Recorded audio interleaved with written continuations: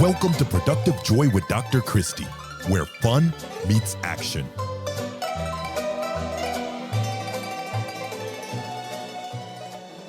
Hi, friends. Welcome to Productive Joy, the recap. I am so excited to recap these two fabulous women that I had the chance to talk to this week. So the first one was Heather Lisle, and the second was Dr. Cindra Kamphoff. Okay, first of all, Heather talked about the importance of holding the pineapple. And what she meant by that, she told a great story about when she was a little girl, having Sundays with her dad and grandfather, and she didn't like the pineapple on the Dairy Queen sundae, and yet she was too afraid to say, "Hold the pineapple, please." In life, we sometimes need to say, "Hold the pineapple." We need to say, "I don't like that thing," or "I am not comfortable with this," or "I would like to try something different." But we don't. We instead tend to live in our heads and think, "Oh, okay, I just have to take whatever's given to me and I have to handle it this way. There's only one way that I can live in this space." Just not true. So big shout out and thank you to Heather for that reminder. And then Dr. Cindra Kamphoff talked about confidence and the importance of confidence. She works with all kinds of sports teams, including the Minnesota Vikings, and she helps people rediscover that confidence within so that great things can happen. Both women talked about the value of knowing your own worth and being able to capitalize on that worth. It's taken me a lot of years to figure out that I even have worth. And that's sad because we do. We're all born with it. We don't earn it. Worth is just something we have. But so frequently in life, we overlook that, we ignore that, we pretend it doesn't exist, and we think that we have to earn our approval. That's just not how it works. So why do we do that? Why do we think that we're going to have to earn something that's already been given to us? Well, I think society has taught us that over the years. I will tell you that, in my opinion, Gen Zers are a whole lot better at recognizing their worth than maybe some of us Gen Xers because we weren't necessarily taught. And I will say that as a parent, I've tried really hard to make sure that my kids know their worth. Does that mean it works? Absolutely not.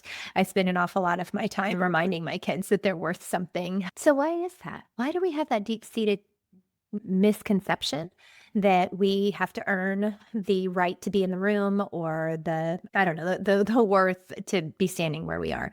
Well, imposter syndrome is real and we do all get in our own heads sometimes, but this is about productive joy. Okay, so if I'm thinking about what productive joy is to me, productive joy is that opportunity to live in a space where you are doing things that you love and getting stuff done at the same time. And I've had several guests lately that talked about productive joy being flow. That flow is that space and time when you hold still and move forward all at the same time. Like you don't even realize that time is passing because what's happening to you is so precious and wonderful. And I am encouraged by that. I am excited by that because I want to have more flow. I want to have more productive joy. And I started this podcast for that very reason that I wanted to not only have my own productive joy, but help create it for others. So I want to encourage you today to get in flow, to find ways to be confident in who you are and what you do and that unique genius and run with it. We don't. I don't know always why, but we don't run with our unique genius. We sit in our inabilities, in our shortcomings, in our pitfalls, and we don't live in that moment of, "Oh my gosh, I can do this thing." I am notorious for this. I will sit and I have my safe people, right? Like I have a couple people in my life that I can say, "I don't know how to do this," or "I'm feeling insecure," or I'm struggling with this. And I feel safe doing that with those people. They are very few. I like to be the fun one in the room, and I like to be the one who knows exactly what's coming next and gets to be the life of the party. And so it's hard for me to sit in those feelings of I'm not good enough or I didn't or I can't. And yet that's where growth happens when we recognize that maybe we need a little support and maybe we need to approach that thing a little differently. And if we did, better results would come. So why productive joy? Why this podcast? Why pay attention to these things? Because I think you're magnificent.